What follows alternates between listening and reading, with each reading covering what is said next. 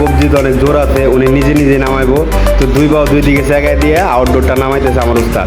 Finally এসির কাছে এসে আমরা এসি রুমে খাইতে বসি মাংস খিচুড়ি। তো এই গরমের মধ্যে চলে আসলাম এসি ফিটিং করতে। তো আমার উস্তাদে বিলটা নিয়ে শুরু করে দিল বিন করা, আরেক উস্তাদে ইনডোর নিয়ে গুতাগুতি, মানে তারগুলা সেটিং দিতেছে। তো ইনডোরের ফিনিশিংটা দিতেছে খুব সুন্দর করে, কারণ নিজের বাসার কাজ তো এর লিগে নিজের হাতেই করতেছে। তো দেখেন ইনডোরটা কত সুন্দর করে ফিনিশিং দেয়। তো ডিল করা মোটামুটি শেষের দিকে। তো এখন আমরা ইনডোরটা উপরে উঠাই দিব। তো ইনডোরটা উপরে ওঠানোর কাজ চলতেছে। এদিকে তারটা আগে আমরা একটু বাইরে দিয়ে নিলাম, যাতে আমাদের কাজ করতে একটু সুবিধা হয়। তো এটা ভিডিও করার সময় আমরা অনেক দুষ্টাইম করতেছিলাম, তো ওস্তাদের হাসতেছিল।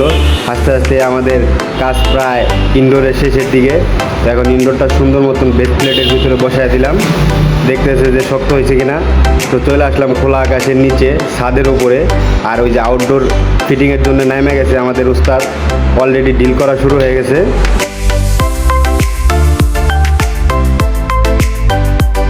তো ডিল করা আমাদের মোটামুটি শেষ। এখন আমরা রয়্যাল বোল্ট ইউজ করতেছি।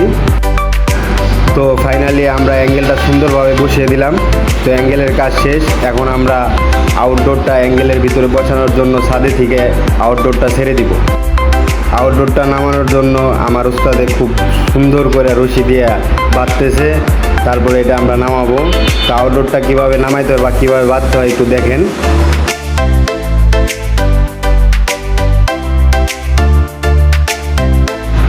এদিকে আমাদের পাইপ ফিটিংয়ের কাজটা মোটামুটি আমরা আগায় নিচ্ছি, কারণ আমরা আউটডোর নামানোর পরে যাতে সরাসরি লাইন করে দিতে পারি, সেজন্যই মোটামুটি আউটডোরটাও আমাদের বাঁধা শেষ। এখন আমরা আউটডোরটা উপর থেকে নামাই দেবো। আর খুব সুন্দর করে পাইপের ফিনিশিং দিচ্ছে আমাদের ইয়াসিন ভাই। তো এই যে আউটডোরটা নামাচ্ছে। তো আমি বললাম আমার ধরতে হইব কিনা, না ওনার কবজিতে অনেক জোর আছে, উনি নিজে নিজে নামাইবো। তো দুই বাও দুই দিকে জায়গায় দিয়ে আউটডোরটা নামাইতেছে আমার উস্তাদ। তো ফাইনালি আউটডোরটা আস্তে আস্তে নিচে নেমে গেল।